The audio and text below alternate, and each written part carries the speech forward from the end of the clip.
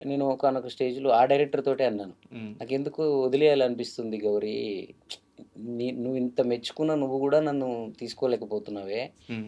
ఏదో నేను మెప్పించలేకపోతున్నానా? నాకు సినిమా వాళ్ళకి నేను కనెక్ట్ అవ్వలేకపోతున్నానా? హ్మ్.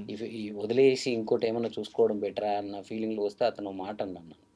నేను ఈ సినిమా ఇచ్చినా ఇవ్వకున్నా నీ అవసరం చాలా ఉంది బ్రో. నేను అందరు మ్యూజిక్ డైరెక్టర్ల దగ్గర తిరుగుతున్నాను. వాళ్ళు హ్మ్. చెప్పిన ప్రతి మ్యూజిక్ డైరెక్టర్ దగ్గరికెళ్ళాను. ఎవరు గూడా నాకు శక్తి లేదు ఫస్ట్ డైరెక్టర్‌నని.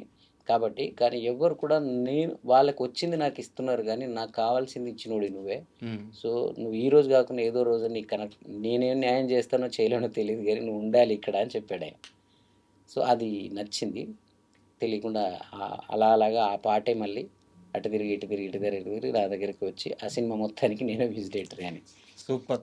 అంటే ఒక్క పాట, 2 పాటలు గూడా ఇస్తారా? లేదా? అని ఇవ్వకపోతే నేను డిప్రెస్ అయిన టైం నుంచి అసలు ఫుల్ మూవీకి నేనే మ్యూజిక్ డైరెక్టర్ అయిపోయాను. ఈ 'గరివిడి లక్ష్మి' అనౌన్స్‌మెంట్ అయిన తరువాత, చిన్న గ్లింప్స్ అవి వచ్చిన తర్వాత, అవును. ఆ 'నల్ల జీలకర్ర మొగ్గ' అని చెప్పి ఆ పాట అసలు హ్మ్. మొత్తం సోషల్ మీడియాని ఊపేసింది. ఆ! ఒక్కసారి ఆ పాట పాడతారా? నల్ల జీలకర్ర మొగ్గ నా నల్ల జీలకర్ర మొగ్గ రూపాయి కావాలా? రూపాయి పువ్వులు కావాలా? రూపాయి కావాలా? రూపాయి పువ్వులు కావాలా? నీ పాదాలు సల్లగుంటే రూపాయెందుకు నాకు దరెదరెరా నల్ల జీలకర్ర మొగ్గ నా నల్ల జీలకర్ర మొగ్గ. సూపర్.